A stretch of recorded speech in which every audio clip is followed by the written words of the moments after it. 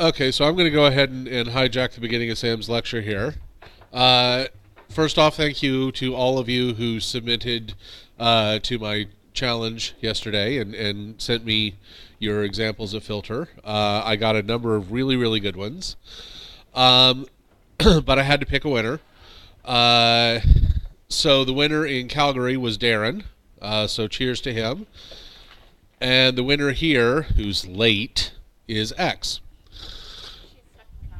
Okay. Oh, good. Yeah, so she was the winner here. I will get feedback sent out to everyone who submitted because I got some really awesome submissions, and usually it was just a couple of small things that kept it from being, a winning submission.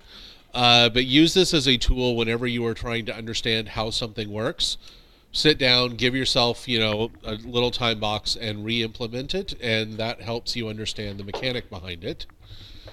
And this is me vamping while Sam figures out how to work his laptop. I will tell my really bad joke that I got yesterday. Guy is complaining because he has taken up a new habit of taking blurry photos in the shower. He has a self-esteem issue.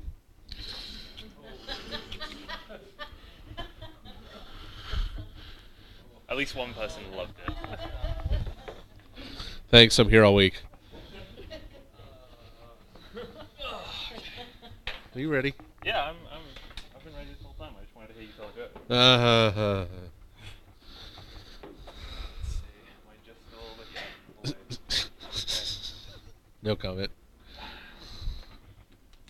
Because Apple, Yep. it's Apple's fault. It's easy enough to do.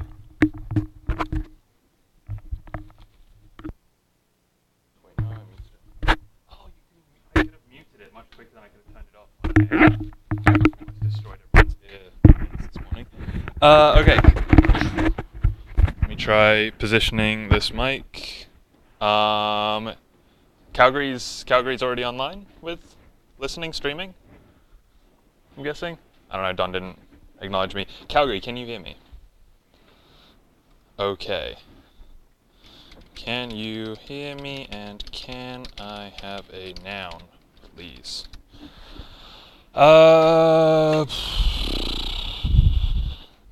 Let's see. It's Friday. That's always a nice thing. What's up?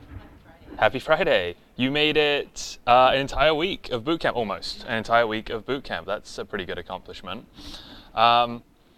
Today is kind of significant because it's basically the last day that we're going to be dealing with language fundamentals. Right, this week we've been looking at functions, objects, variables, and scope.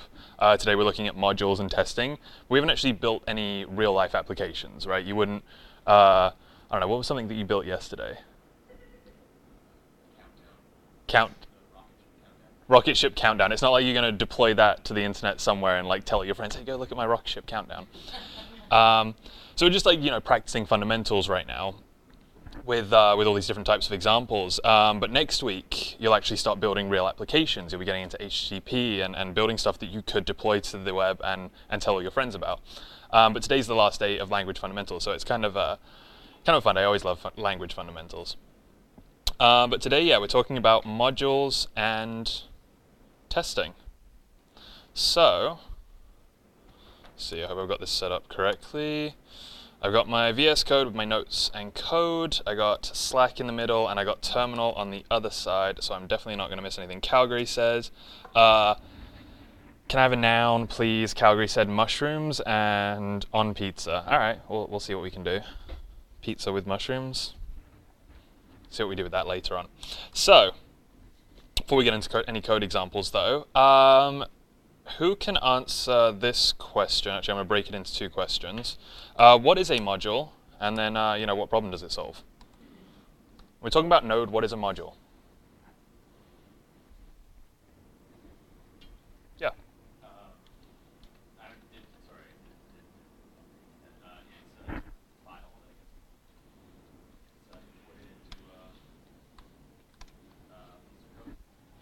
So that answer was, it's a different file that gets imported into a piece of code. Is that right? Does that sound right to everyone? Yeah, absolutely. In Node, a module is a JavaScript file. So every file we write is a module. The idea behind this is it allows us to write our code in separate files. So instead of just coding up one file, always running that single file, we can disperse our code over multiple files, link them together to create a single application, and then run the application.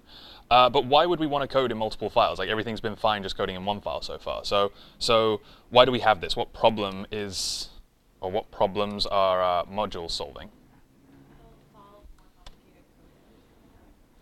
Could help us solve more complicated code errors. Yeah.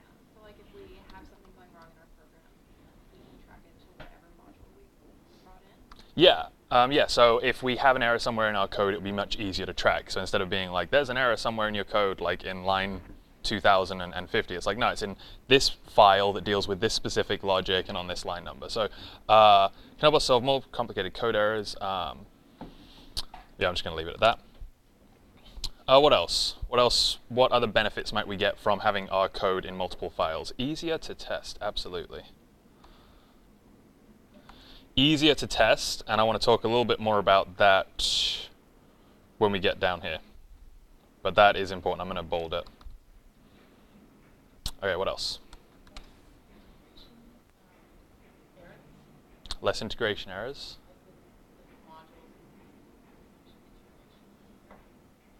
What do you mean? You have everything all together in one. Yeah.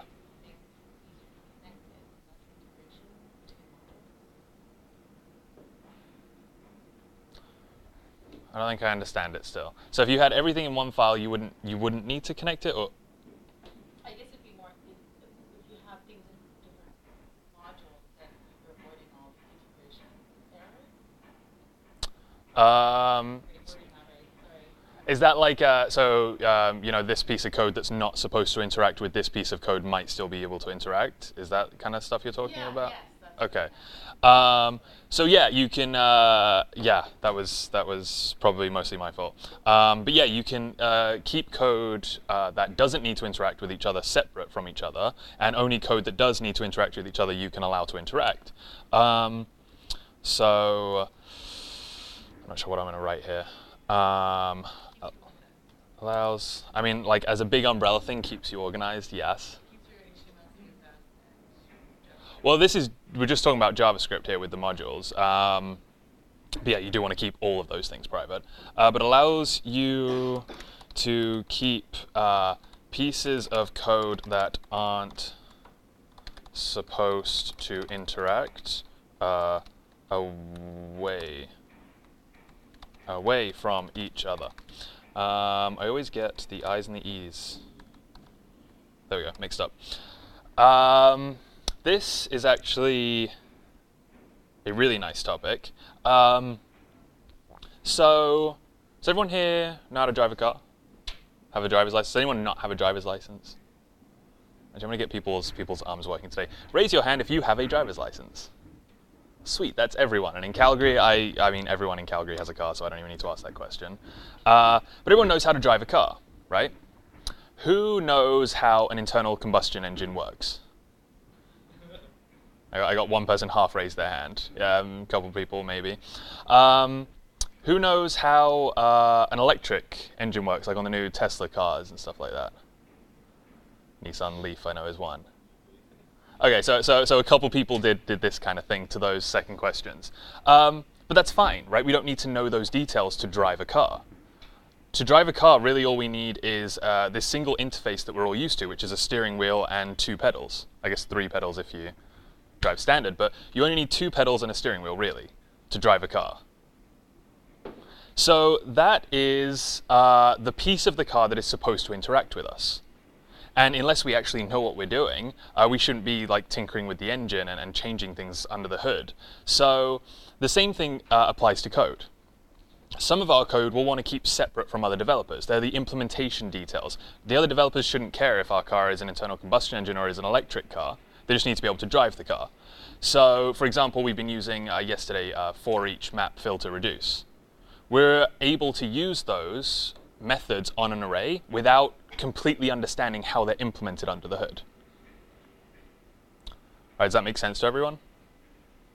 We're given this interface that is, .map, but we don't have to know exactly how .map works in order to use it. We don't have to know how a car works in order to use it. So modules allow us to do this because we can hide all of the implementation details in a file and just expose what we want people to see. So yeah, that's a pretty important one. You can also think in pretty simple terms. I heard a couple times, makes it easier to organize code. I mean, everyone here has read a book. Everyone here has like, I don't know, gone through Compass. Imagine if every time you went to read a book, it was just like one big piece of text. There weren't any chapters, there weren't any paragraphs. It was just from start to finish, just text. Or imagine if you opened up Compass today and there weren't multiple assignments. It was just like one big long assignment that had multiple things that you had to end up achieving. Just this sheer way of being able to organize things makes it easier for us humans to digest it, and code is no different. So we want to keep code in separate files, keep it well organized so that we know exactly which file to go to when we want to modify something or something goes wrong. But yeah, it can be purely just for organizing. Does anyone have any questions about anything? Nice, combustion engine. I forgot that Calgary was Giphy happy. Okay, yeah, so we're going to be looking at modules today. Super powerful, really awesome. Does anyone know what NPM is?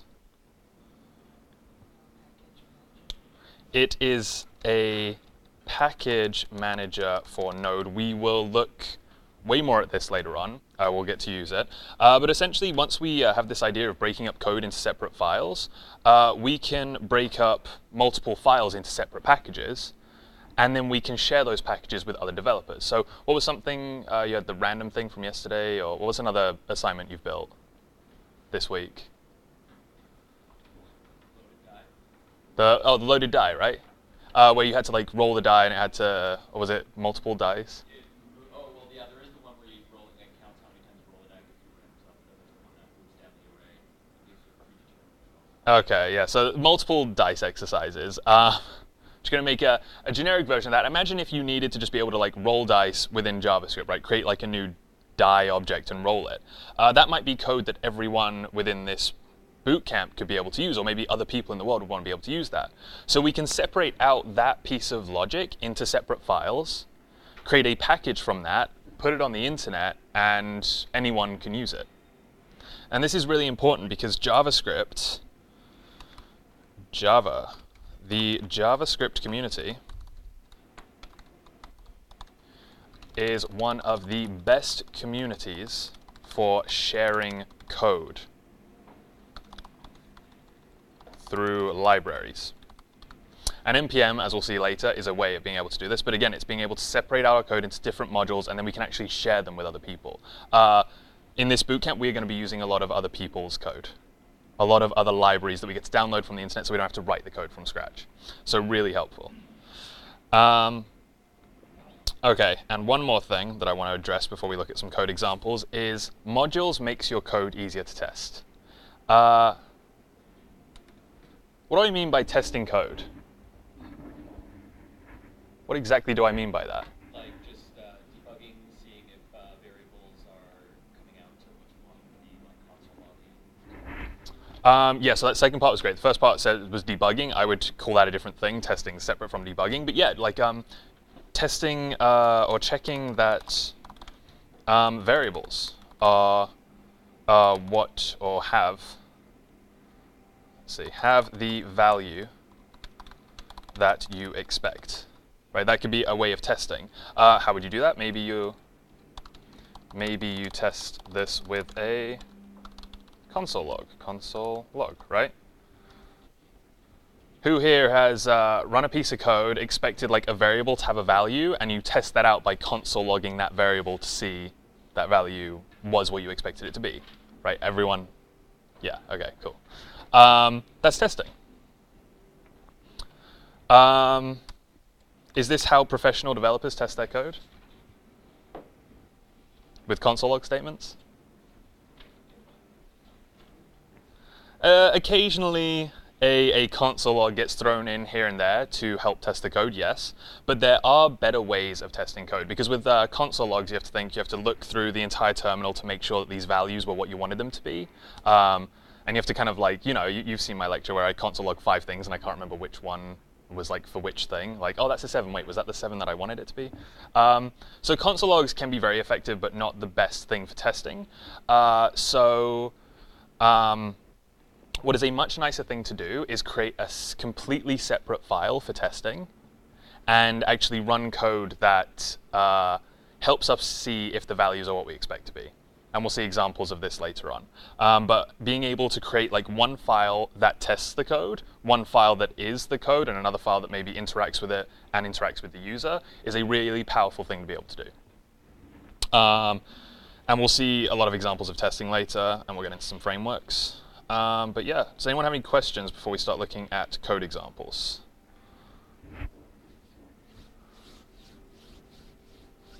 Nope. Cool. Okay, so we got a noun from Calgary. The first one was mushrooms, second one was pizza. I don't know if we should go with mushrooms or pizza. Mushroom sounds more interesting. Like what is the behavior of a mushroom?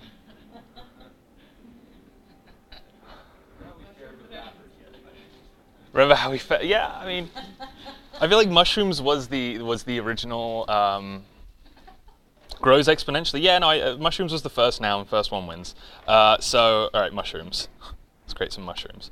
So I'm going to create a mushrooms.js file. And in here, we're just going to write a little bit of code. Nothing new just yet. We're going to put everything into one file and just kind of like see what happens for now.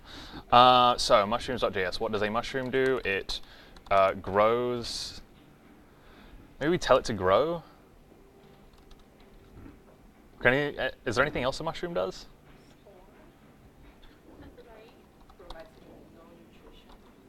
Wait, spore. Wait, how do you spell spore? Spore. Would these accept any parameters or return anything? Who knows a lot about mushrooms? Ooh.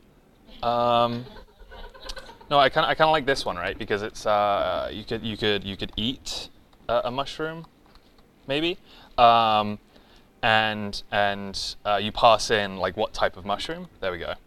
And if type is magic, whoops, right? Yeah. Then we return hallucinations. Yeah, that's how you spell magic. What's I don't know. What would happen if you just ate a normal mushroom that wasn't made?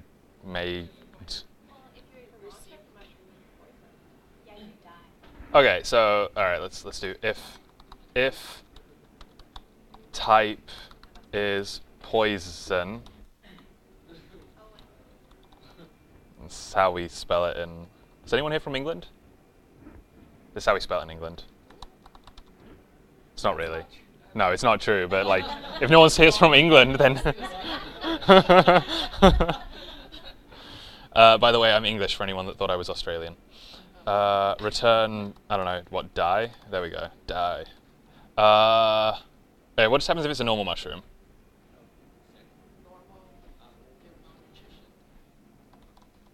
Alright, the closest person to me won. Give no nutrition, apparently. I don't know much about mushrooms. Okay, apparently they're healthy. I don't know, I feel like this one's too controversial. I need something else. You know what, I'm just going to return. There's got to be a mushroom emoji. Yes, boom, look at that. To save the day. Okay, cool. So we have an eat mushroom function. Let's do some tests. How can I test that this thing works?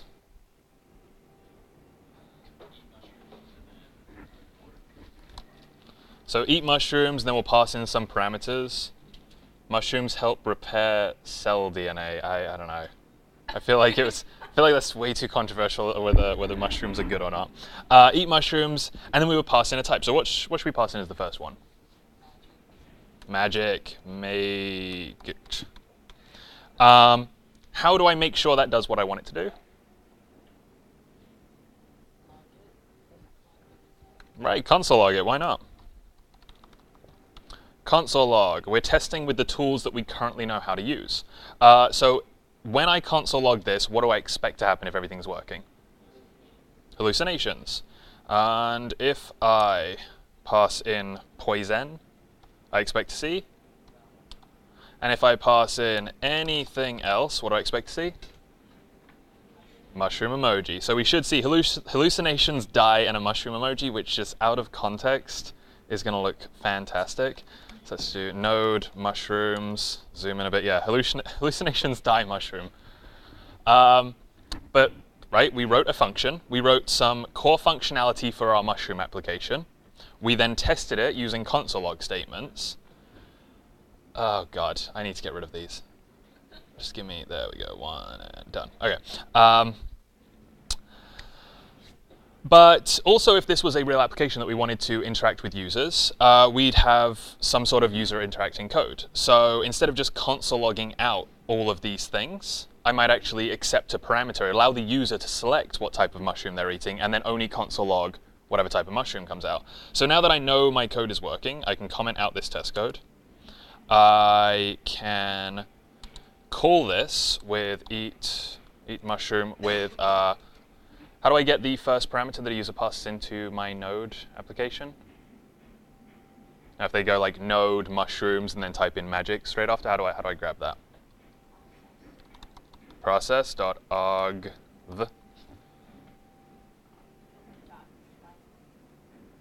Could do .slice. What's the simplest way though?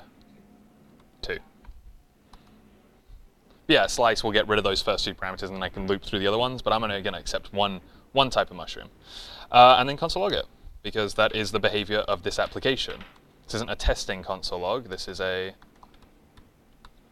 core application feature console log. So now this is an application that users could use, right? Mushrooms, they pass in a type, and then it tells them what's going to happen if they eat it. So let's try it. Node mushrooms, wait. Is that it? Is that how I spelled it? Yeah, okay. Hallucinations, nice. All right, let's see. Let's pass in poison, die. Pass in nothing, just get a mushroom. That's actually kind of nice that if you just run node mushrooms, you get a mushroom emoji. But anything else, well, just, yeah, give me that. We've made an application. We made the mushroom application. And it only took 20 minutes. That's a pretty good accomplishment. Does anyone have any questions about the code we've written here? It's pretty basic stuff, right? Nothing new here. I am going to break these apart into different sections now. So this is like core application functionality. This is our tests.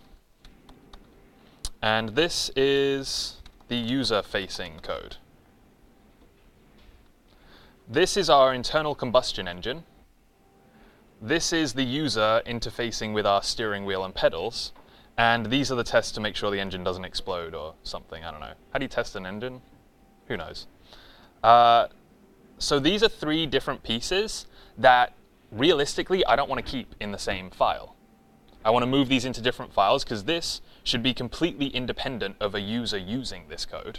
Right? This can just exist by itself. It doesn't rely on user interactivity from process.argv. And these tests should also be in another file so that I can run my tests whenever I want without having to run my other code or mix this in with my core functionality. So first thing I'm going to do is separate this out into a different file. I'm going to call this, what should I call it? Eat mushroom? Eat mushrooms.js, and there's my function. Cool. So if I look at my, Just going to close these. If I look at my directory structure, I can see that I have my mushrooms.js that I created earlier, and I have my eatmushrooms.js that I just created now. So I now have 2 files, right? And this just has the function eat mushrooms. I'm going to get rid of spore and grow for now. Okay, so I've moved out that function. I didn't mean to paste that. I've moved out that function into a separate file. Here's my main file, though, and I'm still calling the function. Will this work? Why won't it work?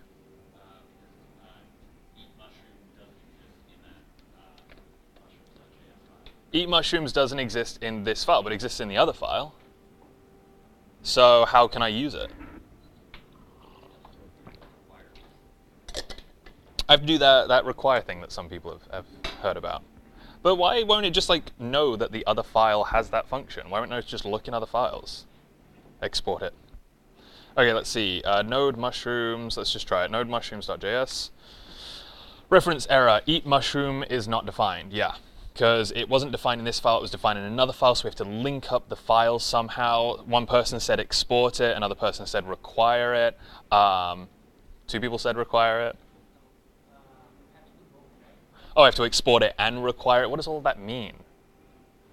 Before we start exporting and requiring, who has caused an error in JavaScript ever? Yeah, I got that nice error message. I'm waiting for everyone's hand to be raised because obviously, yeah. All right, there we go. How do I cause an error? I want to cause an error on line 2 right here. You've all done it. Type anything. Anything. Okay. Now if I run this,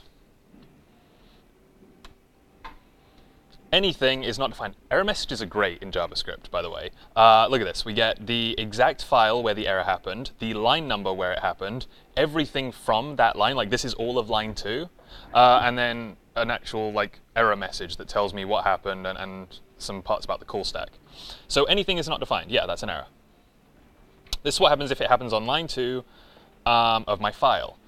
If I move this up to line 1, though, and run it again,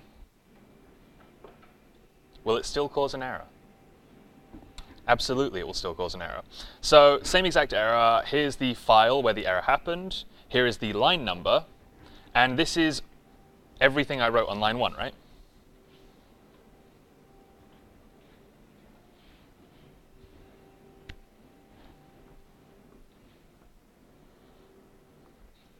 Right? You know, waiting for someone to be like, no, Sam, you didn't write that weird function stuff. No, this is what I wrote. What is all of this?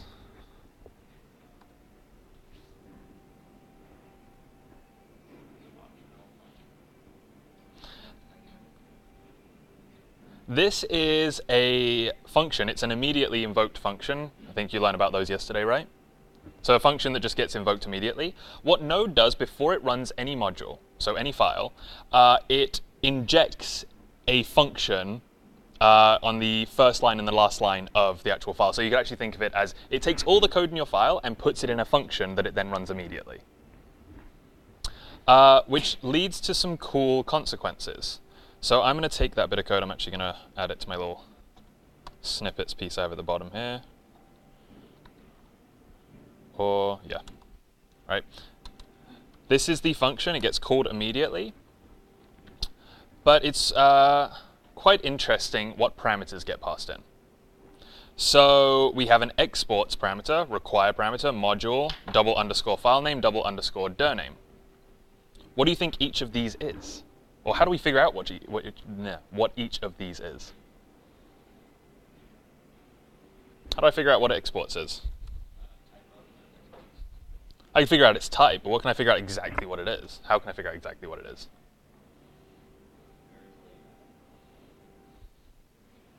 So just so we can kind of see what happens here.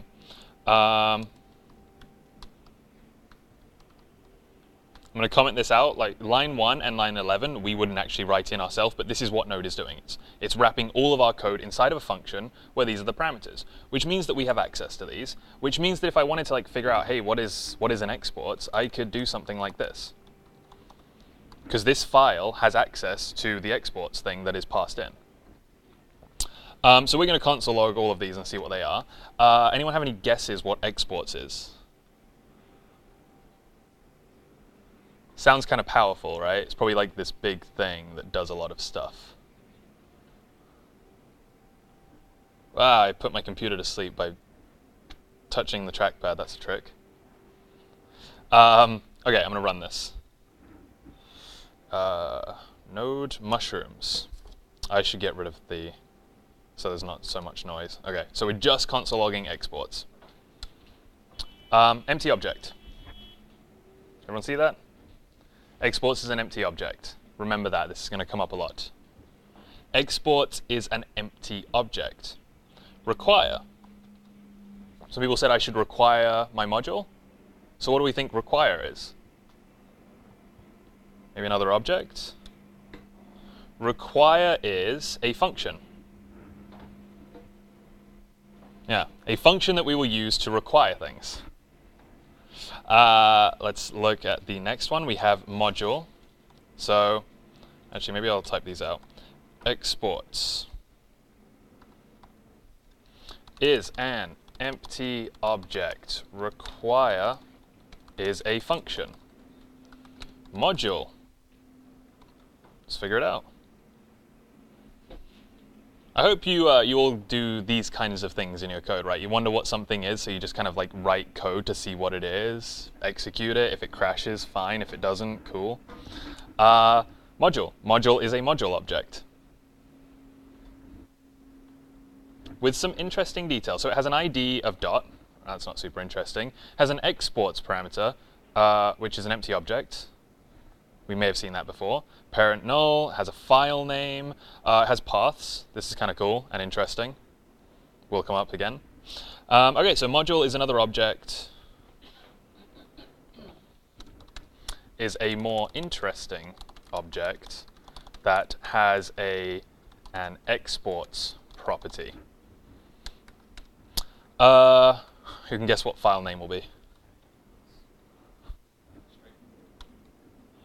Yeah, file name is the complete path to the file, and dir name, I'm not going to write these down, is the complete path to the directory. Okay, because all of these are parameters of this function, every single module, every single file in Node gets its own version of each of these things passed to it before it's run. So before any code in here gets executed, this file will get handed an exports object, a require function, a module object, and a file name and dir name string. And every file will get a different version of this. They'll get their own objects, their own things. So these are not global things that every file has access to. Every file gets its own version. This also means something else interesting happens. So if you've ever used or ever written JavaScript for the browser, anything you write in this kind of scope, and you might see this written in documentation, like if I create like var mushroom equals mushroom, yeah. If I do this here in a JavaScript file that runs in the browser, this becomes a global object. Because we've learned when we're scoping variables, right, that this will get scoped to the current function, and since this isn't within a function, it will just become a global object, and that's what happens in the browser. But within Node, every module gets wrapped inside of a function. So every variable that we create in the outermost scope within a file is still scoped to that module, because it's within a function. So you get some really cool behavior due to the fact that every module is wrapped inside of a function. So 2 main points, and I'll put these in the notes. Every module gets its own version of these variables.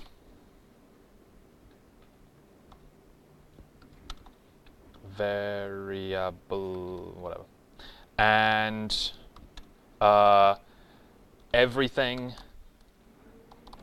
inside of a module is scoped to that module, meaning everything is private, keyword, everything is private. Damn it. I'm really good at putting my computer to sleep. Private by default. Does anyone have a MacBook Pro with a touch bar? Right, you bought the new MacBook Pro and you wanted the upgraded version. They're like, you gotta have a touch bar. You're like, I don't want a touch bar. And they're like, you have to have a touch bar and spend all this money. I was like, fine, I'll take the touch bar. And then I never used the touch bar, but I accidentally put my computer to sleep by hitting the touch bar accidentally. Yeah, during a lecture. Everyone knows what I'm talking about, very relatable. Anyway, really good at putting my computer to sleep.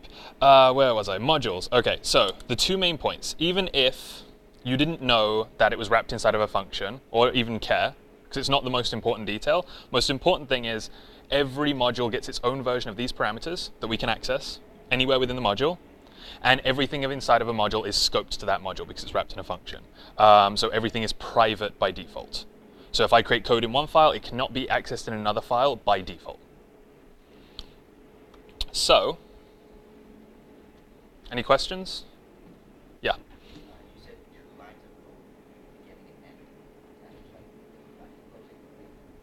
Yeah, exactly. So I said that node will inject a line of code at the very top and the very bottom. I mean, it will create a function at the top, and then it will close that function at the bottom. So another way of thinking about it is that node will take all of our code inside of a module and put it inside their own function. Yeah. Cool. So I'm going to get rid of I'm going to get rid of these things right now. We don't need them for our visualization anymore. So I want, I'm going to move these to the notes as well. Oops. I want to have access to eat mushroom. So I've heard I need to export it and I need to require it. Let's start by using require. We know that require is a function. If it's a function, I call it like this. That's what we do with functions. What do I pass to require, and what does require return? What do I pass and what does it return? Like, what would we imagine we would pass to require, and what would we imagine it returns? Yeah?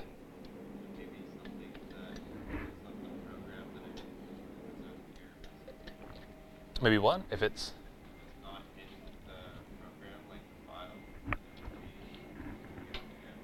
Oh, so maybe require will give us an error message if we try and like require something that doesn't exist? Yeah. So potentially this could be an error, but maybe it's actually like the thing we want to require. So require allows us to require other modules. Really handy. And what we need to give to require is the path to the other module we want to be able to use. So what is the path to my eat mushrooms module? What is the path to that file?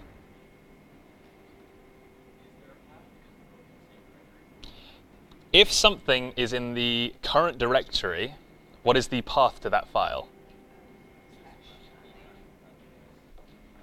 Wait, what did you say? I said eatmushrooms.js. All right, so I heard eatmushrooms.js. What did you say?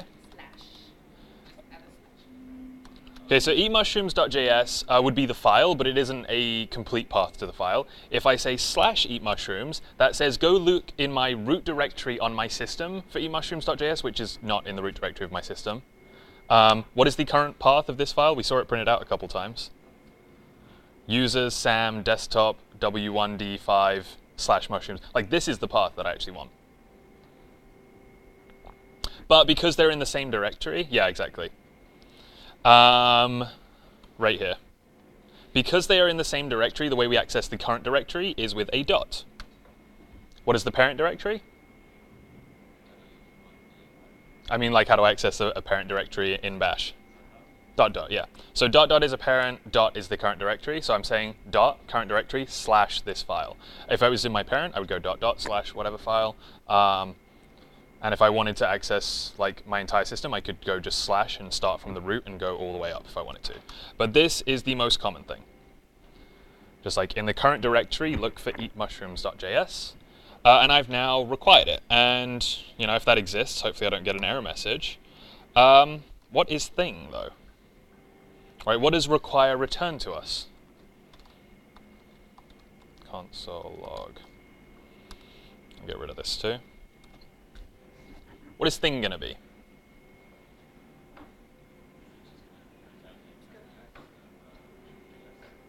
So one guess is that it might literally print out everything that exists in emushrooms.js. So requiring this module may give us all the code inside of it, meaning if I console log it, I'll actually get like function eat mushroom, all that stuff. That's like one theory.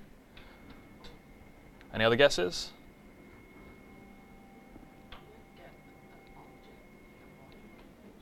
Might get a module object, right? The module object was a pretty cool object.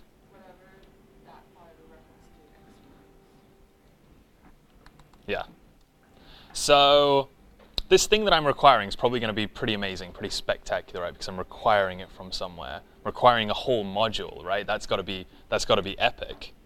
So let's see. I'm console logging it. Let's just run this file. Node app. Nope, not node app. Node mushrooms. Mushrooms.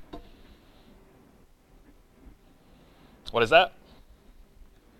Empty object. Have we seen that before today? Where have we seen that before today? Exports. Exports has always been an empty object. The idea is, yeah, the other file is private unless exported. So remember I said everything within a module is private unless we do something about it. Like by default, it's private. The idea is, yeah, none of the code inside this file is going to be public. It's going to be accessible to any other file unless we do something extra. It's all private by default. The kind of plain English way of saying it is stuff in the other file is private unless exported, but what's actually happening is much less impressive. It's not like we're exporting things, it's literally just functions and objects, like day 3 and day 4 stuff.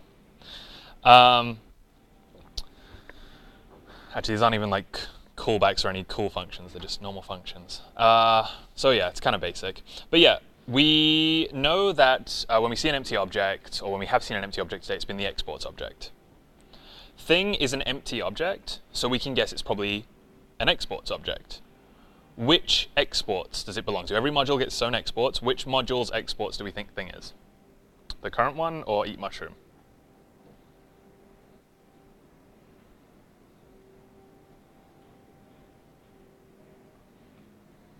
And how would I test this out? How can I see which exports this thing might be? I'm going to rename it from thing to eat mushrooms because it's usually convention to name the thing whatever the module name is. But yeah, how can I determine which exports object it is?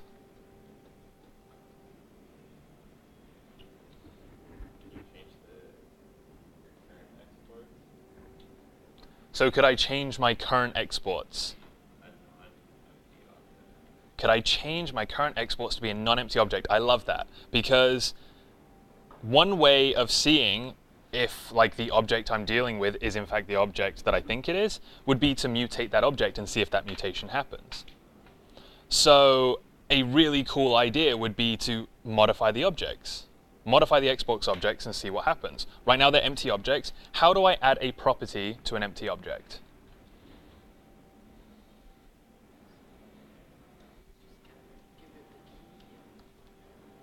Give it a key and a value. How do I give it a key? I can use dot syntax, I can use square brackets. Let's use dot, let's use a valid identifier. What kind of property should we give this exports object? Testing. It's fine, I guess. What should the value be? Hello. Okay. So we have an empty exports object, and then we are adding a property to it.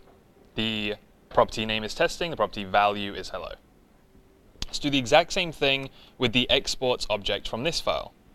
And I'll keep saying this, but remember, every file, every module in Node gets its own exports object, its own module object, its own require function. So these exports are different to each other. So this is an empty object, then I'm going to add a property to it. I don't know, I'm going to call it testing maybe still, but it's a mushroom. Right? So one export will have hello, and the other one will have a mushroom. Both objects just will have different properties. So I'm going to console log eat mushrooms. And hopefully it will no longer be an empty object. Hopefully it will either have hello or mushroom. So let's see. Who thinks it's going to have hello? Well, people think it's going to be hello, so it would be the exports object from this file. Who thinks it's going to be mushroom? Okay, a few more people for mushroom. So let's see. Testing mushroom. So, when you require a module, the require function returns that module's exports object. And one more time, I'll reiterate it.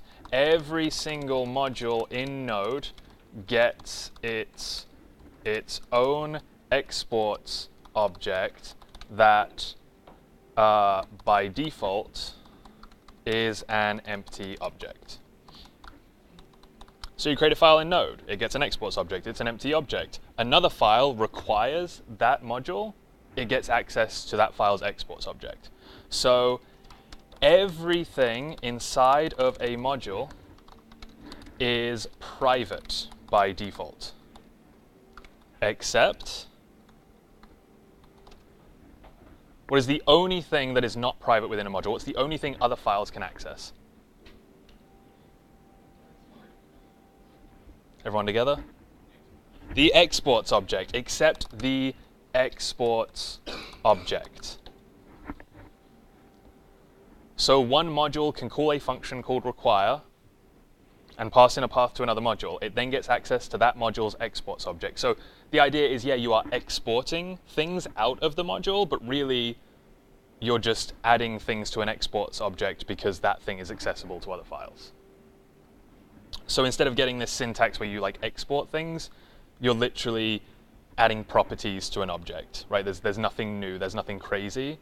This is all existing things just being tied together to create a really cool feature that we have in Node, which is called modules.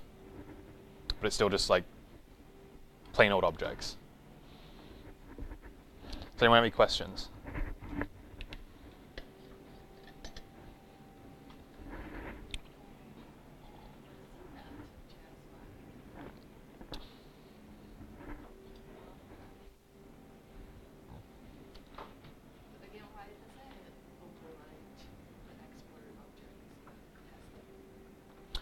So one question was, why doesn't this override the exports done here? Because this exports object and this exports object are two completely different objects. This is the eat mushrooms export object. So this object right here is exactly the same as this object right here. So if you do eat mushroom.testing. Eat mushroom.testing, here we go, equals hello. Then we are modifying the exports object from the other file, from the other module. And yeah, now it's going to be hello. Every file has its own exports. They're all separate from each other, but any other module can access that object. It is the only thing other modules can access. Which is really important, because this function, completely private. This exports object, completely public. So the next question would be, let me get rid of this code. How can I make this function public? I want to be able to access this from other files. How do I make it public? What's that?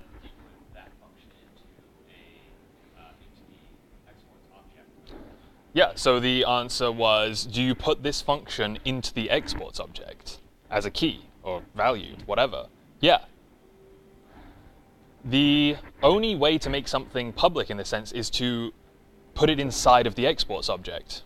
The exports object is a basic JavaScript object, key value pairs. So all I have to do to put this in the exports object is assign a key and set this as the value.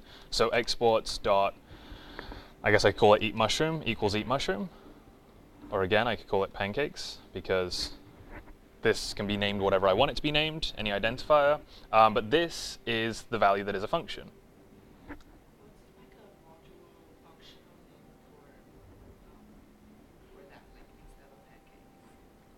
If you want to reuse this function in other files, like would you say eat? Okay, so the question was, what is like general best practice then in naming this stuff? Like obviously this is going to be available to other files. Other files will be able to call pancakes, but internally it's called eat mushroom. So should I like make this maybe eat or something more descriptive? Generally, except for some special cases which I will address, you call it the exact same thing. So this is a very common thing. Exports dot thing equals thing. Exports dot eat mushroom equals eat mushroom. Yeah. There you have the function name as the same name as the file. So in fact, you're just exporting that function but not the file, right? So if you have a second function there with a different name, then all that line just export the first function, right? Absolutely, yes. That was a great question. I've done something here which happens occasionally, where I have named my function eat mushroom, but I've also named my module eat mushrooms. Is it eat mushroom? Oh yeah. I guess I will make them identical. There we go. These two don't interact in any way. I could have named my function whatever I wanted. I can name my file whatever I want. These could be completely separate, and they are completely separate. This is just kind of a coincidence. And of course, I could create other functions in here. Like, I don't know, function, what's something that to do with eating mushrooms? Wait, what? Did you say throw mushroom? Something to do with eating mushrooms would be like, I don't know, maybe you have to grow them before you eat them. Grow. Yeah, well, I don't know. Good enough. This is now a separate function, and if I wanted this to be accessible to other files, I would do this. And maybe I'd spell it correctly. Maybe not. I don't know. But this is something that happens occasionally, and we can do something special with it, and I'll address that in a little bit. But yeah, as many functions as we want, and maybe actually grow mushrooms is private, so I don't export it. And again, this leads back to that idea of a car. The engine is private, right? It doesn't ever get exported. It's not the interface, but the steering wheel and pedals, they are the interface. So in this case, I'm exporting what I want other people to interact with, other files, other developers, and I'm keeping other things private because that's to do with implementation stuff, and no one really needs to know about that. Okay, how are we doing for time? Okay, so let's just kind of wrap up this point here. Now that I've required eat mushrooms, I should be able to call the function, right? I've required the exports object. The exports object has a property called eat mushrooms. I should now be able to run this. It should now be available to me. Actually, before I run that, I'll answer that question in a second. Let's just console log this to see if the function is actually attached to this object. Let's make sure that everything has worked correctly. And we see we now have testing mushroom, and eat mushrooms is that function. So, can I do this? Will this now work? And actually, let's do the test so I don't have to enter any. Will these now work? Here, one shaking head.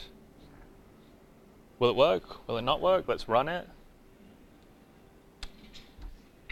Eat mushrooms is not defined. Oh, because I named it eat mushrooms. Well, that's one error. Eat mushrooms is not defined.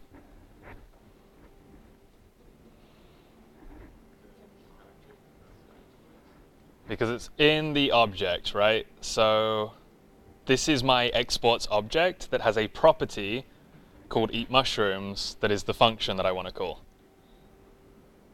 Okay? This looks awful, and we'll address it after the break. Eat mushrooms dot eat mushrooms. But does that make sense? It is a function, or it is a method, on the exports object, so I have to call it like this. So this should now work, though. We should be able to eat some mushrooms. Boom. Hallucinations, die, mushroom emoji. Probably should have changed those results.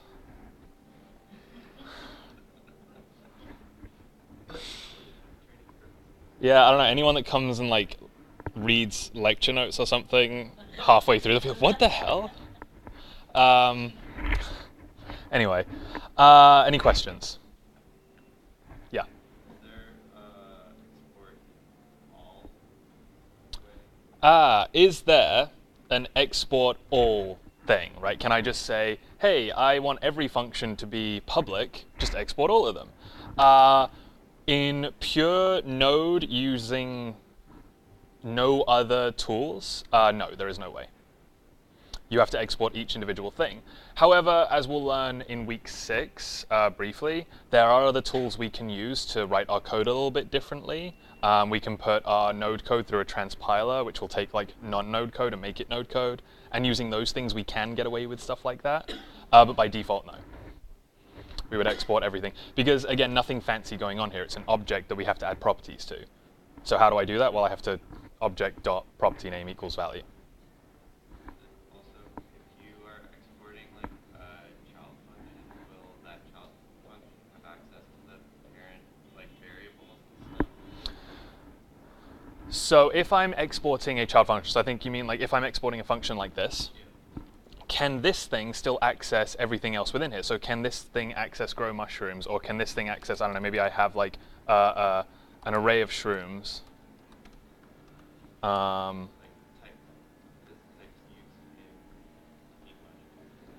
see. That's a shoe, man's shoe, whatever. Shrooms is an array with a single item that's a man's shoe, because I have fat fingers. And could I use this? I don't know. Could I return shrooms? Oh, let's do it this way. There we go. Is that kind of your question? Can I do this? So does this function have access to these variables, this function and this array, and can it use them inside the function? Let's think back to yesterday.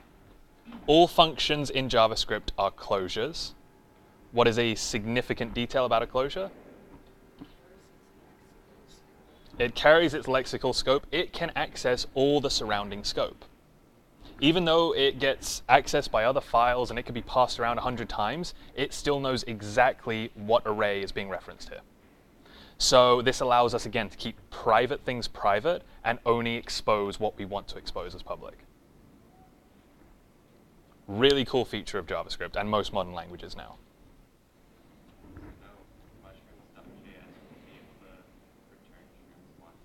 Yeah, I mean, as far as like the interface is concerned, nothing changes. But internally, yeah, we can write as much logic as we want to work with arrays or anything else. So it's not like nothing changes. If I run my code, nothing should change. There's nothing added onto the exports object. All the results still the same, because the behavior is the same as far as like the thing requiring the file is concerned. But the way internally things are working is changing, and that's fine. Just like I could give you a car with an internal combustion engine, you can drive it. And then I can give you a car with an electric engine, you can still drive it. Internals have changed, but you don't care about that. You just need to drive to work or school or whatever.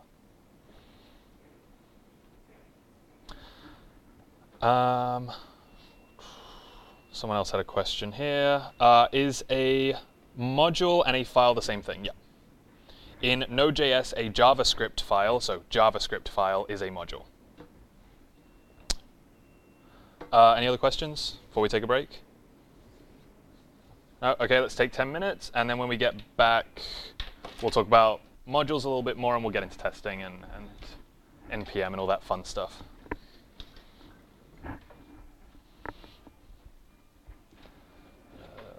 Let's take a break. Where's the take a break screen?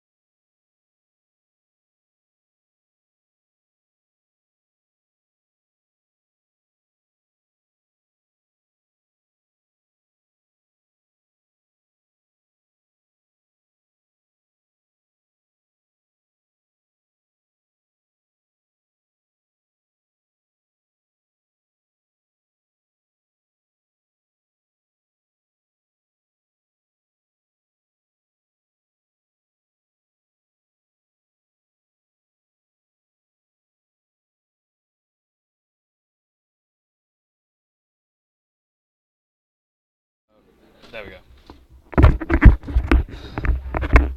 Down.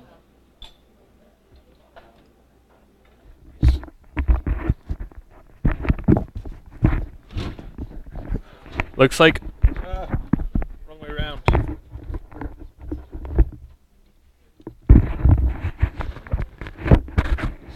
Looks like all of Calgary is going to go get lunch during lecture.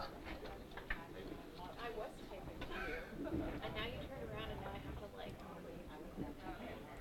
All right, Calgary, let me know if you can hear me. Ugh. Or when you can hear me, you're ready. I'll be here. Cool, thumbs up. I prefer jazz hands, but no big deal. Okay, Vancouver.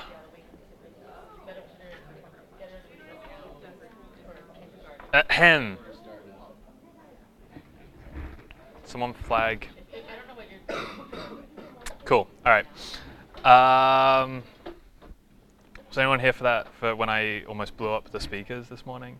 Yeah, I feel like I could do with that sometimes. Anyway, let's get back to stuff. Oh no, I just closed Slack. Why did I do that? I see Giphies and my immediate reaction is to close Slack and not read the messages. I do the same with emails. Really important emails that have Giphies in them, I don't read them because it's just distracting, but then it turns out to be important. That was a exhilarating. Yeah, there were. I'm not gonna. That's too much of a tangent that I could go down. Okay, so let's see. Let's fix this up a little bit. I don't want to be calling eatmushrooms.eatmushrooms, and then we're gonna get into npm quickly, and then we're gonna spend some time on testing. So, who felt uncomfortable reading eatmushrooms.eatmushrooms? Right, that's awful. How do I avoid this? I guess different naming, but Just do something else equals mushrooms. yeah, I could do like something else equals eatmushrooms.eatmushrooms. I could even do like eatmushrooms equals require eatmushrooms.eatmushrooms, because then it's, you know, this is the object and I'm accessing the property immediately and then assigning that to a variable. But there is one thing left that I have to go over, and that is the module object. So remember in the beginning, we have access, or I showed that we have access to exports, module, require, dir name, and I can't remember what the other one is. File name? File name. So I said that when you require a module, you get access to that module's exports object. But object literals are objects, right? Like the empty object we've seen. Arrays are objects. Functions are objects. So if we're getting this file's exports object, could we not just make the exports object the function? So instead of saying exports.eatmushrooms, we're literally just saying exports is eatmushrooms. So when I require it here, instead of requiring the object with the function as a property, I'm requiring the function itself. And then I could just get away with calling it like that, which is occasionally something you want to do. More commonly, you'll use the exports object as it's normally used. But occasionally, you'll want to replace the entire object with something else like a function. So how might I do that? How might I make exports the function? Exports equals eatmushrooms. Let's just comment those out for now. Right? That would make sense. So how do you totally change that object Mm-hmm. to equal function now? So I've totally changed it. It's no longer an object, that empty object with properties. It's now this function. Now this won't actually work. This will crash when I do it. And it says eat mushrooms is not a function because it's still an empty object, because we're still console logging, it's still an empty object. The issue is I kind of told a little bit of a lie. It isn't the exports object that you get access to. It is the module .exports object. Here's a piece of like tiny confusing information. What's the difference between module.exports and exports? Nothing. They are the exact same thing. Module.exports triple equals exports. Exports we have access to as a convenience. Because without having this exports parameter passed in, we would have to write this. Instead of being exports.testing, it'd be module.exports.testing. And as you have realized by now, JavaScript developers hate writing more code. So we have access to this exports thing so that we can mutate it with less characters. That's it. However, if we completely reassign the exports object, we're reassigning the exports parameter and we're not actually affecting the module.exports object itself. And how this works isn't super important. The important thing to remember is that if we are mutating the object, if we're assigning a property, then you can do it this way, or you could write a little bit less code and do it this way. But if we're reassigning the entire exports object, we have to do it module.exports. Oh wait, eat mushroom. There we go. So this won't work. But this will work.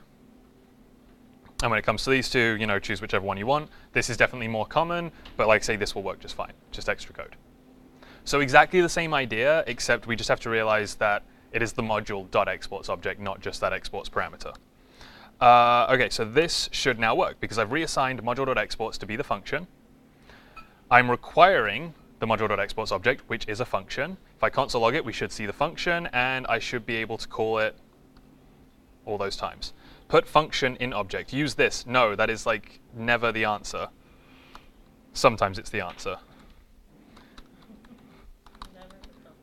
Before week 6, this is never the answer.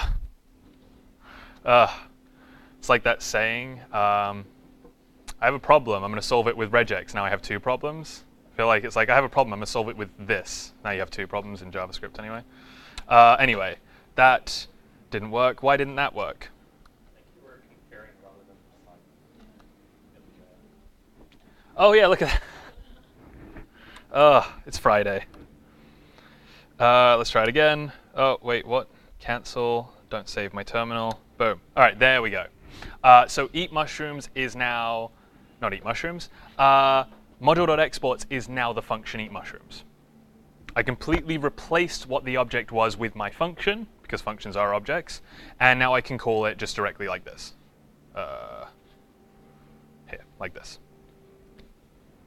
It is more common to have a file with multiple functions that you'll want to call. Like maybe I'd call the file, I don't know, eating mushrooms, and I'd have a function called eat and a function called prepare, or I don't know, something else. It's hard to think of realistic examples when I'm dealing with a contrived mushroom example.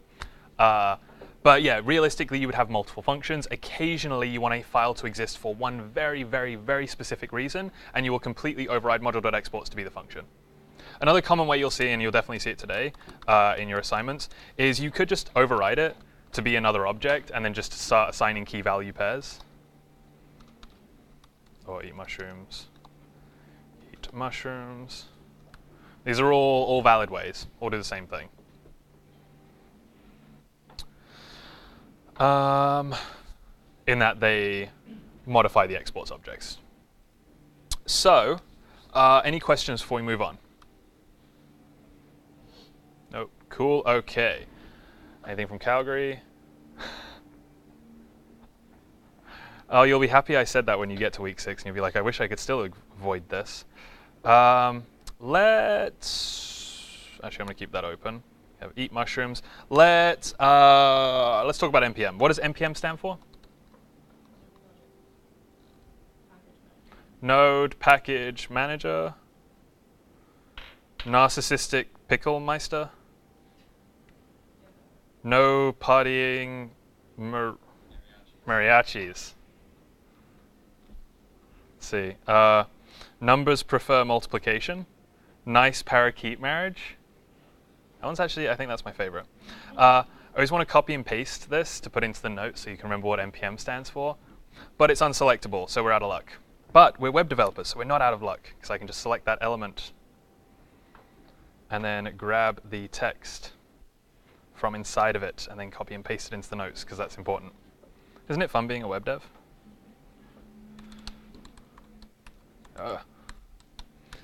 NPM, nice parakeet marriage. So, what do we do with NPM?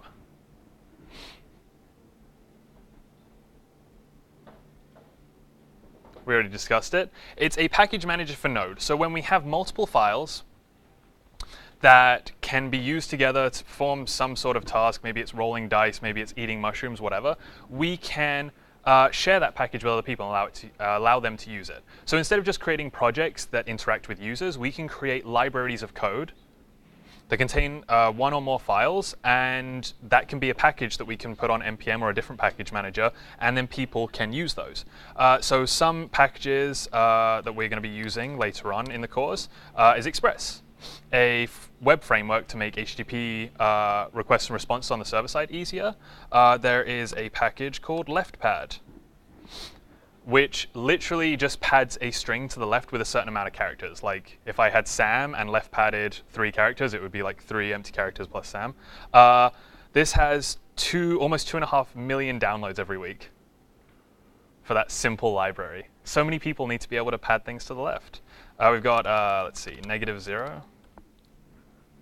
Is -0. This library, 97,000 weekly downloads, almost 98. All it does is checks if a variable is -0.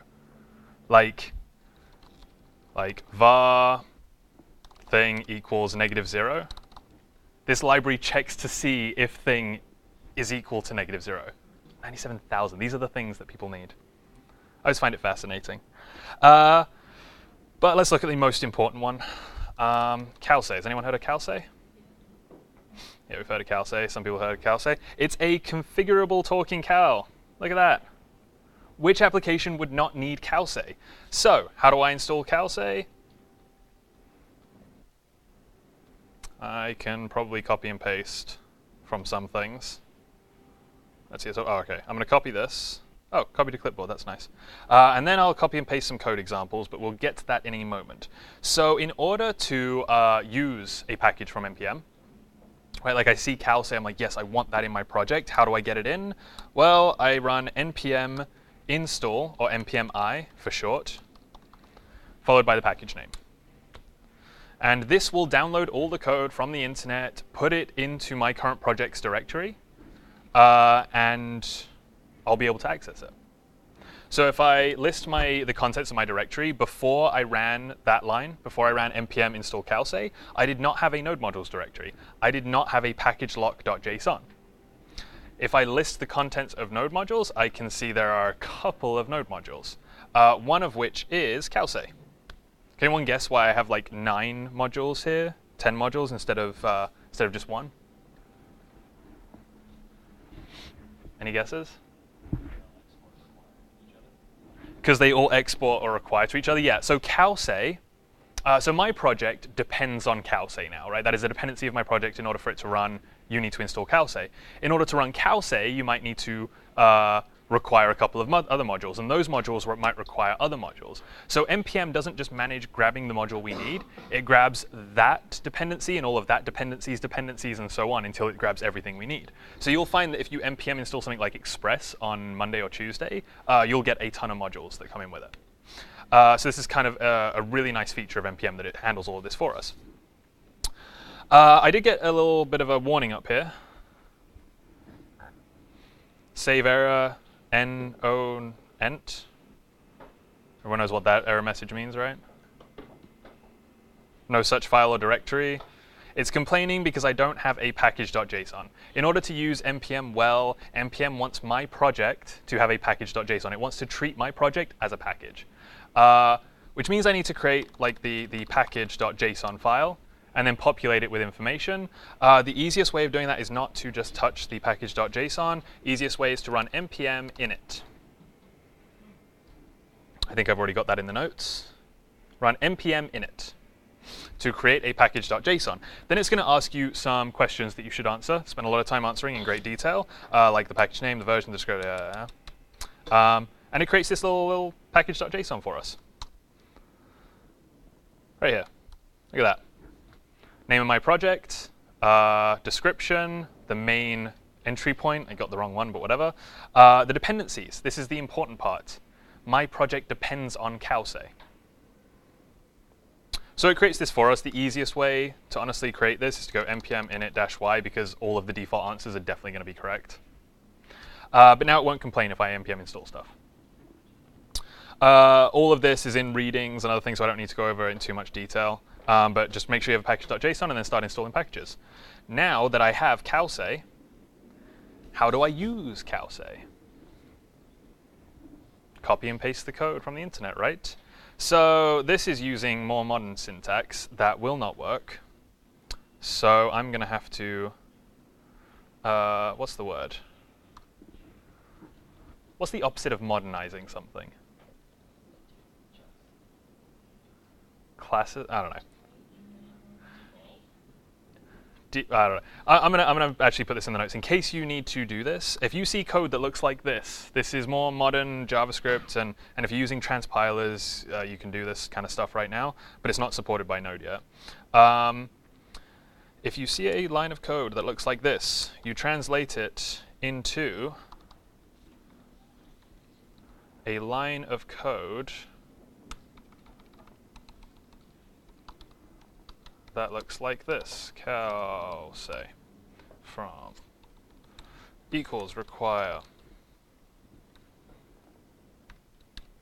And actually, I guess I could destructure still, so I'm going to do it this way. Have you done destructuring? Does everyone understand what this is doing? OK, let's just do Calce, then it's easier. But yeah, it's requiring. This new import syntax is really just to require. So I'm requiring Calce. I am not giving it the path to Calce. I had to give it the path to eat mushrooms, but I'm not giving it the path to Calce. And this is because when Node runs my application, it has a few different places that it's going to look for modules that already exist. One of those locations is in the Node modules directory in the current project. So if I have within my Node modules directory a module with that name, then it's going to be able to find it. So when you require modules that you've downloaded from npm, you can just do it this way. So now that I have Calce in there, I'm going to comment out my tests. I'm not going to use Calce just yet. I just want to make sure my code is still working. So comment that out too. So right now, I'm allowing someone to input some text. We're console logging what happens if they eat the kind of mushroom that we give it. Whoops. Node, what did I call it? Mushrooms. That makes sense. What type of mushroom? Yeah, cool. Magic mushrooms still give us hallucinations. So this is still working as normal. It still console logs out as we would expect. Nothing new here, except I am requiring Calce, and I'm going to use Calce now. Calce will allow me to, right here, Calce some text. So instead of just grabbing the text and dumping it to console log, I'm going to say calce.say the text and console log that. Oh god, this code is getting messy, isn't it? Yes, it is. Let's say var text equals. Gonna break this out to make it a little bit more readable. There we go. Okay, everyone, does that make sense to everyone? Any questions about that? All right. So now instead of just console logging it straight out, I'm going to pass it into calce.say. We're just going to do something really special.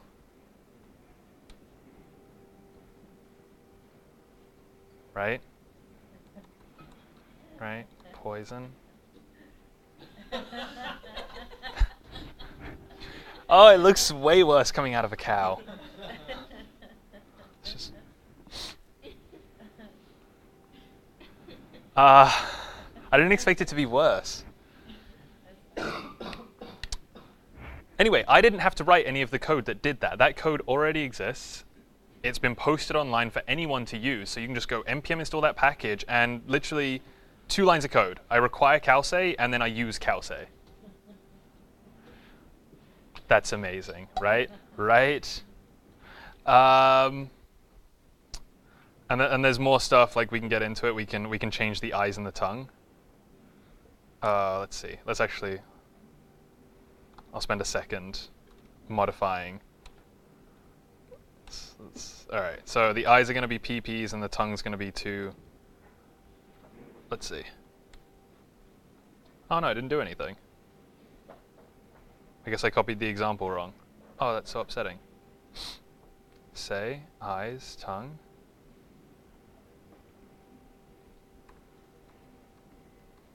Oh well, I mean, that's probably not the most important part of lecture anyway, so. Yeah. You guys can play around with that after if you want. I've done something wrong, I'm just not sure what. Anyway. So yeah, calce. Any questions about that? Cool, okay. Like I said, there is a ton of packages. You will spend plenty of time going through npm, so I'm going to stop talking about that now. The next thing I want to talk about is testing the code. So we've written tests here, but really, let's see, I'm going to get rid of this. Really, this file, mushrooms.js, is the file that interacts with the user. It accepts user input, and it console logs stuff back out to the user. This is the part deals with all the user interaction. It requires other files that will have our core logic for our application. So Eat Mushrooms doesn't have anything to do with user code. It doesn't have anything to do with web servers. It could be used on any application we make to do with mushrooms anyway. But it exists as just its solo thing. We want to keep it that way. All the tests should also be in a different file. So this is our simple user-facing code. Then we have our business logic in another file, and we have our tests in a third file. So I'm going to create a new file. I'm going to call it mushroom test.js. I'm going to paste this code in. Whoops, I have to do one more thing, and that is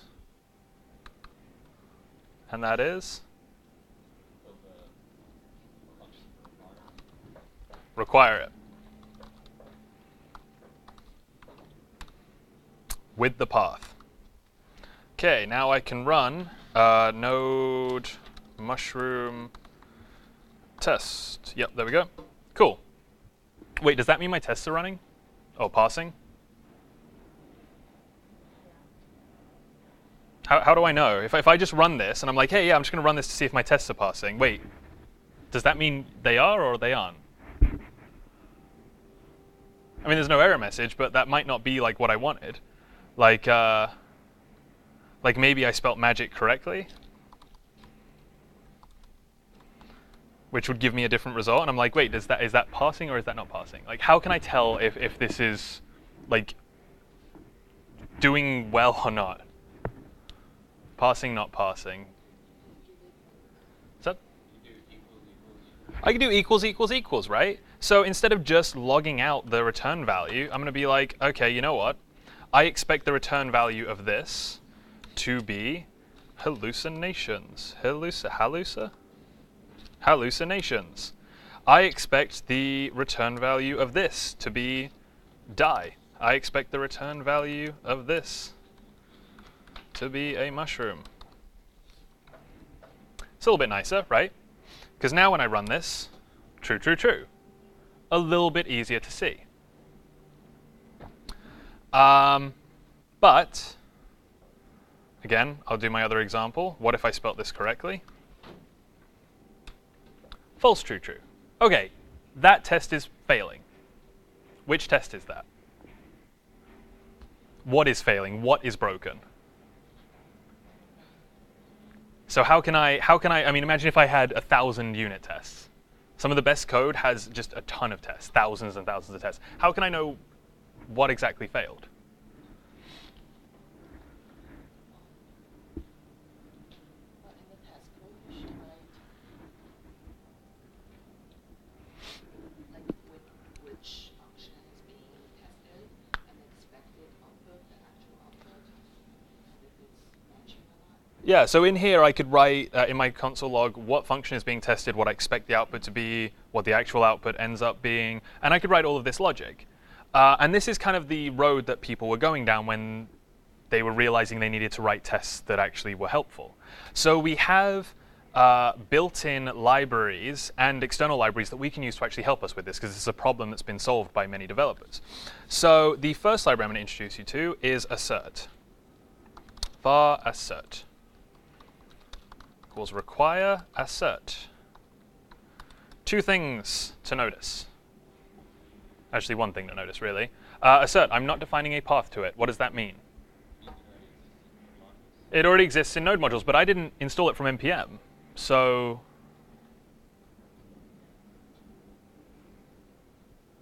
when we use Node, when we install Node, we get some built-in modules. And I'm just going to Google Node assert for this.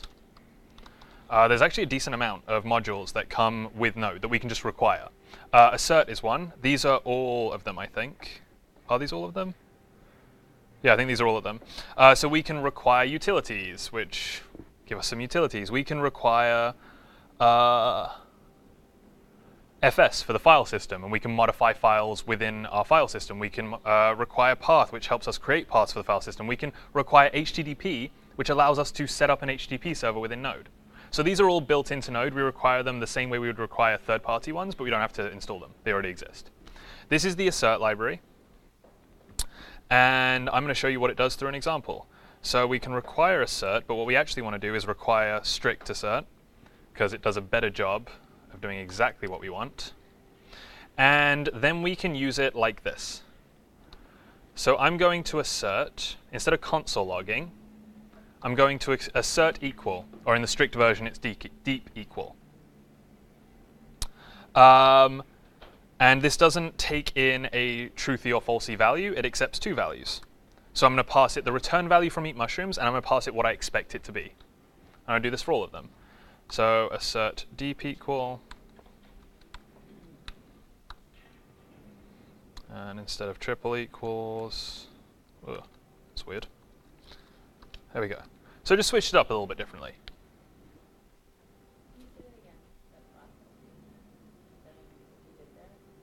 So what I just did there is changed it from console log to assert deep equal, which is going to assert that two things are equal to each other. Now, the first thing it's a function. The first thing I'm going to pass to it is the return value from calling the function eat mushrooms, and the second thing is the expected value.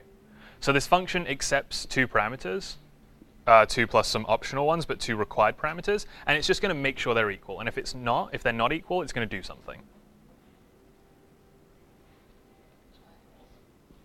Let's run it. What does assert do? Right. So if they're equal, let's just make it. Want to keep the suspense. Wait, no. How do you? Is that how I spelled it?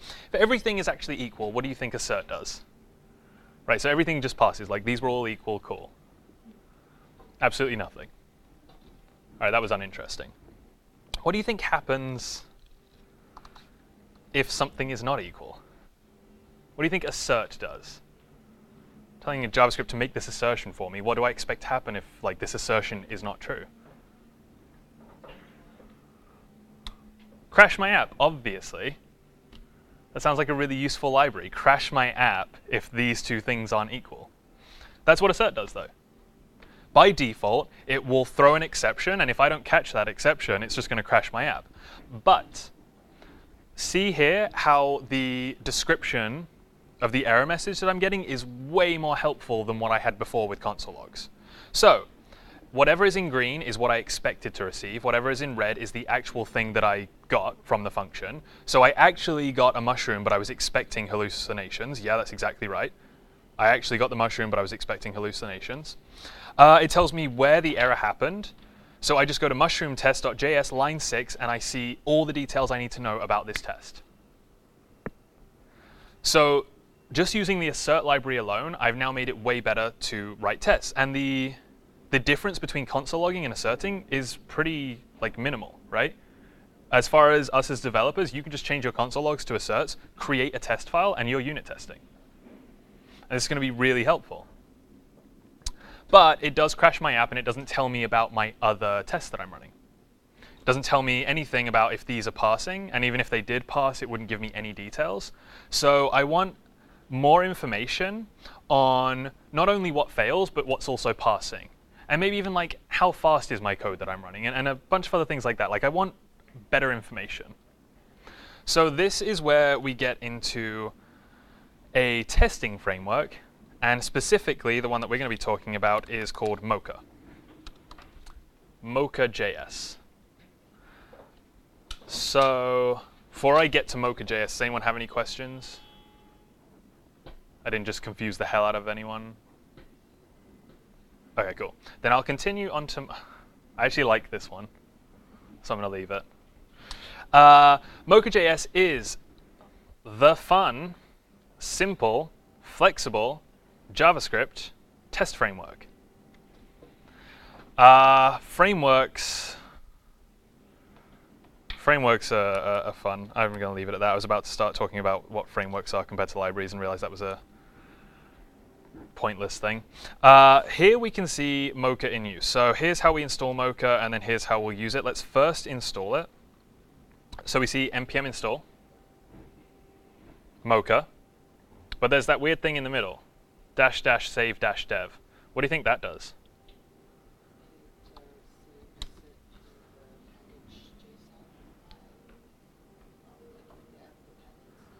So it's going to save it to my package.json file as a dev dependency. So if I go back to my package.json, notice that turned out awesome. I got one little warning, but that's fine. I'm going to ignore it. It installed Mocha 5.2.0. That's the current latest version, stable version. It added 24 packages.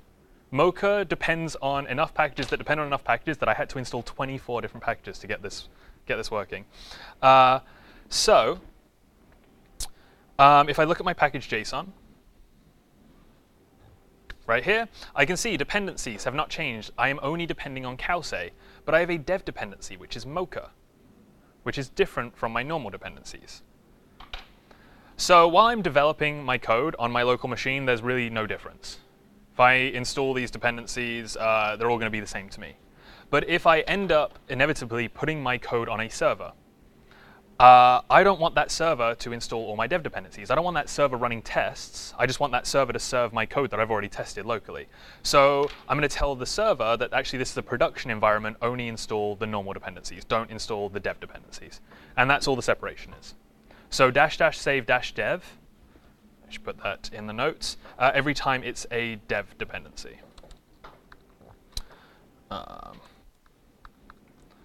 --save-dev for development dependencies, like test frameworks, right? They're not going to, I've spelled it wrong, whatever. They're not going to be in your production code because you don't need to run tests in your production code. OK, so I have that now. Then I need to copy and paste this code because that's the easiest way, and we will talk about it. Mushroom test, there we go. So I wrote my code this way. Mocha is a framework that wants me to write my code this way. This is normal and natural to us. This is a little bit weird and foreign. And that's about all I'm going to get into. It's not super different from anything we've done so far. Describe is just a function that accepts two parameters, a string and a callback function that we pass like other describe functions to, or we run other describe functions in, and then we have this it function. Basically, every time you see a describe, it's just so we can describe in plain English what we're currently testing. It's kind of like the equivalent of console logs. So I'm testing, mushrooms? Testing my eat mushrooms function. This seems to be the way they want me to write it, right? Like index of is a function, eat mushrooms is a function.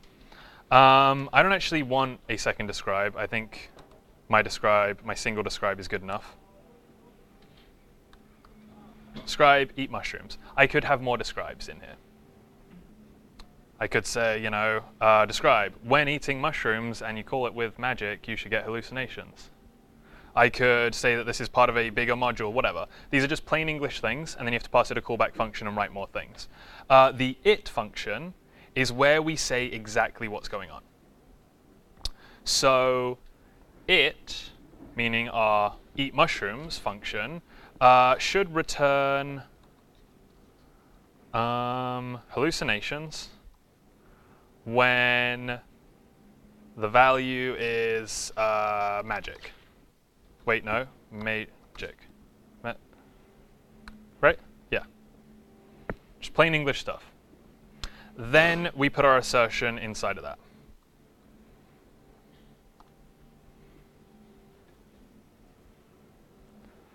And I can do that for all of them. So these can all be same thing here. Should return die when we give it poison.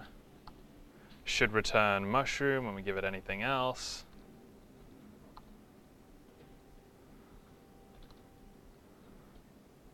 Value is anything else. Mushroom, die. I guess I could have just copied these, couldn't I? Yeah, maybe I should still do that. Make sure I get it right, don't mess anything up. I know these already work. Okay.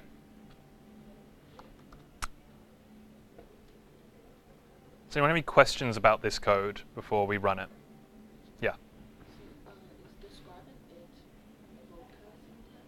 Yeah, so the question was, is describing it Mocha syntax? Yeah, so when we run our code with Mocha, which we'll see how to do in a second, Mocha is expecting for us to call these functions in this very specific way. It's a framework that says you have to write your code in this way in order for it to be run. So this is Mocha, right? JavaScript's the language, but Mocha is telling us exactly how we have to write our code. There's nothing crazy going on again. It's just described as a function that takes a string and a function. It is a function that takes a string and a function. And if we have an it, we can put an assert in it. But yeah, it is Mocha syntax. It's something that you can read about a little bit today in one of your readings. You can come to mochajs.org and look at it. But yeah, it's just a very specific syntax so that Mocha can have a little bit more control over how our code executes and can give us more details about that.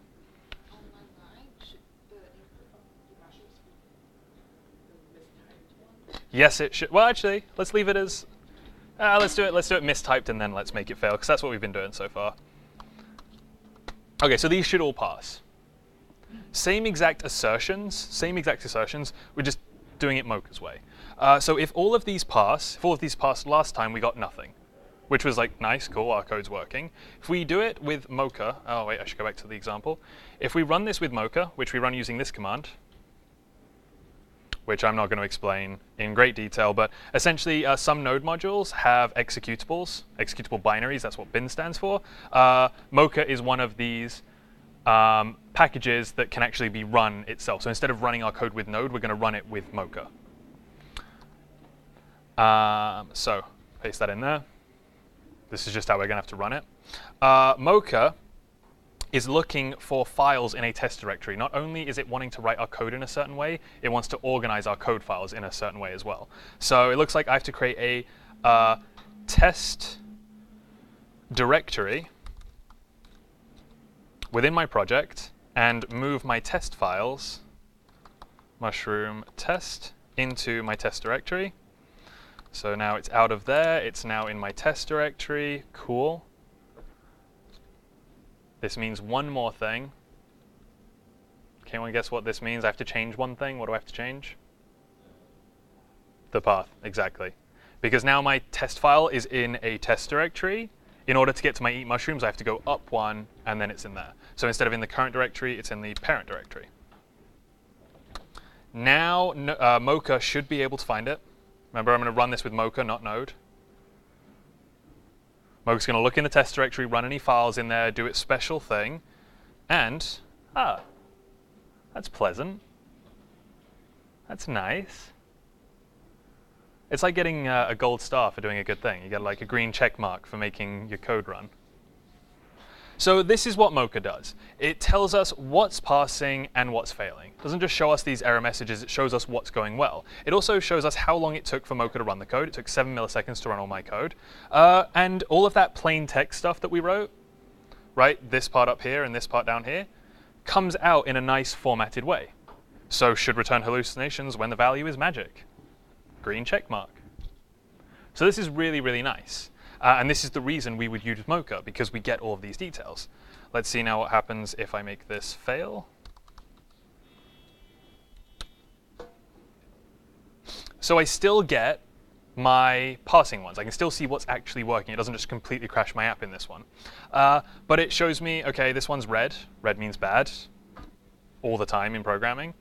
2 parsing, 1 failing. Took a little bit longer that time. And here's the error, and here's the expected, the actual, and here's all that same information.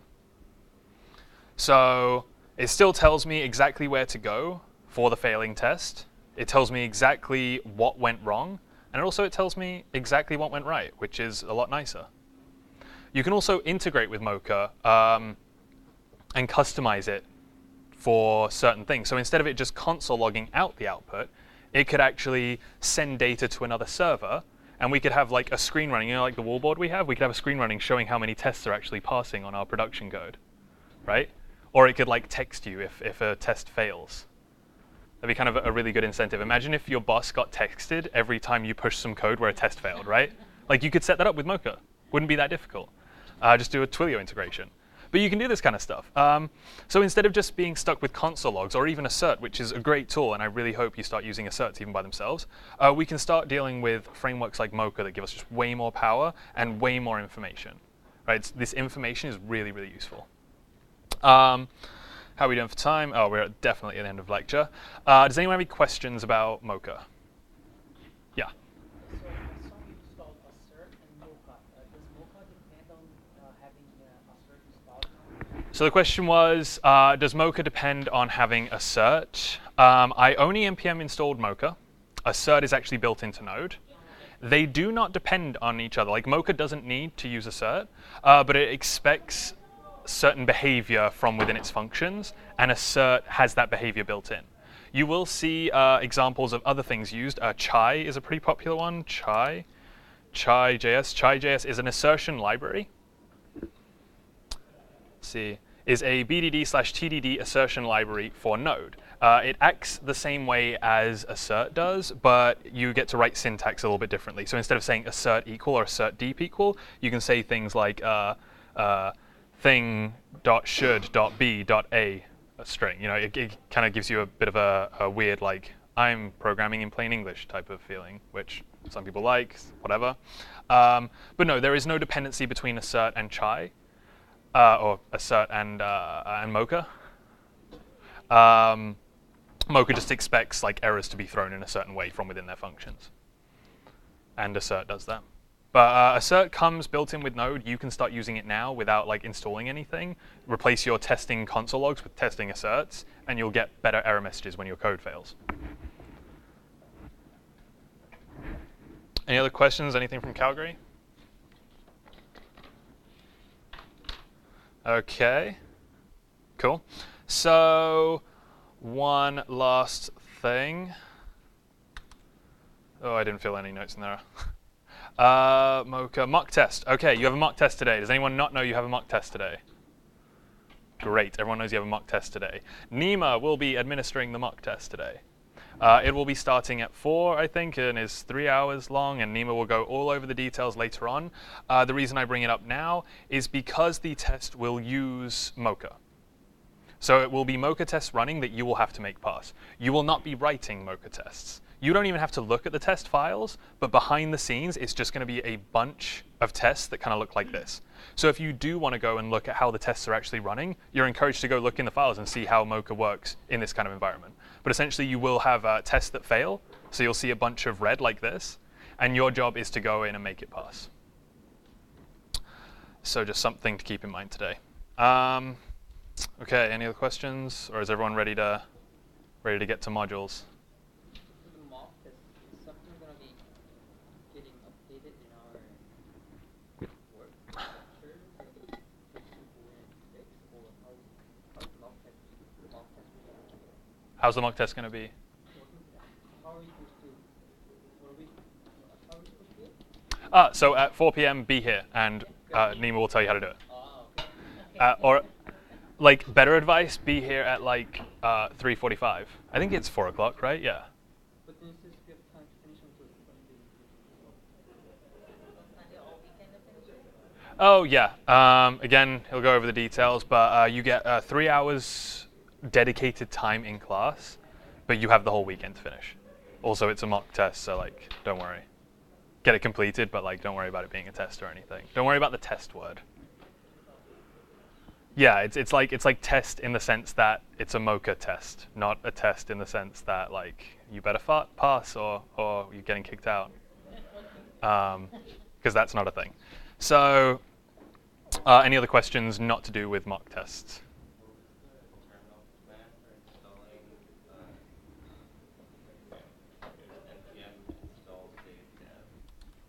npm install --save -dev mocha, for example, or maybe I actually want to use that chai library I was talking about. I can do it that way. Just --save -dev. It's in the notes though.